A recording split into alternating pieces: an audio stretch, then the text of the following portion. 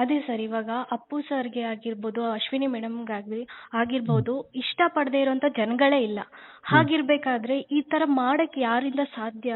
ಇದನ್ನ ಅಂದ್ರೆ ಇಂತಹ ಹಾ ಸರ್, ನೋಡಿ, ಹೇಳಿ. ನಾವಿಷ್ಟೇ ಹೇಳೋದು, ಬಹಳಷ್ಟು ಜನ ಅಶ್ವಿನಿ ಮೇಡಮ್ ಅವರ ಒಳ್ಳೆತನದ ಬಗ್ಗೆ ರಾಂಗ್ ಆಗಿ ತಿಳ್ಕೊಂಡಿದ್ದಾರೆ. ಅವ್ರಿಗೆ ನಾನು ಹೇಳೋದೊಂದೇ, ಈಗ ಇಂಡೋನೇಷ್ಯಾದಿಂದ ಬರ್ತಾ ಇದೆ, ನನ್ನ ಸಿನಿಮಾದ ಗೌರವ ಅವಾರ್ಡ್ ಅನ್ನ ಹೆಮ್ಮೆಯಿಂದ ವಿನಮ್ರತೆಯಿಂದ ಅಶ್ವಿನಿ ಮೇಡಮ್ ಗರ್ತಿಸ್ತಾ ಇದೆ.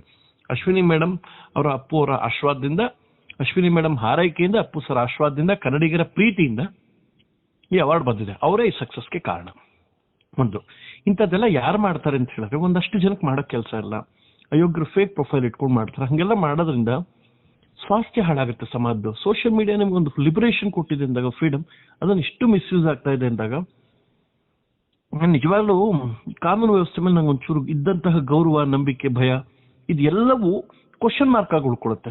ಯಾಕೆ ಏನು ಮಾಡ್ತಾ ಇಲ್ಲ ಸರ್ಕಾರ ಅಂತ ದಯವಿಟ್ಟು ಎಚ್ಚೆತ್ಕೋಬೇಕು ಪೊಲೀಸ್ ಡಿಪಾರ್ಟ್ಮೆಂಟ್. ಅಂತ ಒಬ್ಬ ಸನ್ನಡತೆಯ ಒಬ್ಬ ಹೆಣ್ಮಗಳು ಅಶ್ವಿನಿ ಮೇಡಮ್ ಮೇಲೆ ಹಿಂಗೆಲ್ಲ ಹಾಕಿದಾಗ ತುಂಬಾ ನೋವಾಯ್ತು ನನಗೆ. ನನ್ನ ಪ್ರೊಫೈಲ್ ನೋಡಿದ್ರ, ಇನ್ಸ್ಟಾಗ್ರಾಮು, ಫೇಸ್ಬುಕ್, ಟ್ವಿಟರ್ ಎಲ್ಲದರಲ್ಲೂ ನನ್ನ ಪ್ರೊಫೈಲ್ ಅಶ್ವಿನಿ ಮೇಡಮ್ ಹಾಕಿದ್ದೀನಿ. V stands with Ashwini madam ಅಷ್ಟೇ.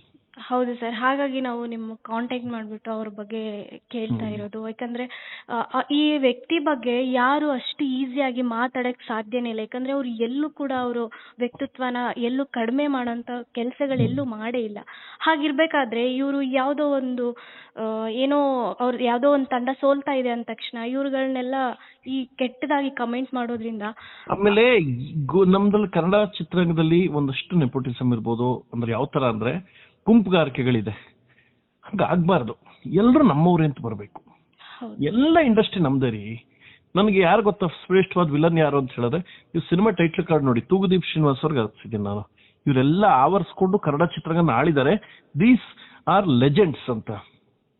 ನಾವು ಎಲ್ಲರನ್ನೂ ಪ್ರೀತಿಸ್ಬೇಕು, ಅವಾಗ ಈ ಸಮಸ್ಯೆಗಳಾಗಲ್ಲ. ಯಾವುದೋ ಒಂದು ಗುಂಪಲ್ಲಿ ಕಾಣಿಸ್ಕೊಂಡು ಇನ್ನೊಂದ್ ಕಡೆ ಕಾಣಿಸ್ಕೊಳ್ಳಿ.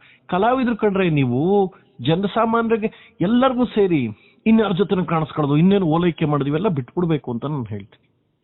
ತುಂಬಾ ಥ್ಯಾಂಕ್ಸ್ ಸರ್. ಸ್ವಲ್ಪ ಒಂದೆರಡು ಮಾತುಗಳು ಹೇಳಿದ್ದಕ್ಕೆ ತುಂಬಾ ಥ್ಯಾಂಕ್ಸ್. ನಿಮ್ಮ ಟೈಮನ್ನು ನಮಗೆ ಕೊಟ್ಟಿದ್ದಕ್ಕೆ. SS ಟಿವಿ, ಸಿನಿಮಾ ಜಗತ್ತಿನ ಕ್ಷಣ ಕ್ಷಣದ ಸುದ್ದಿಯೊಂದಿಗೆ.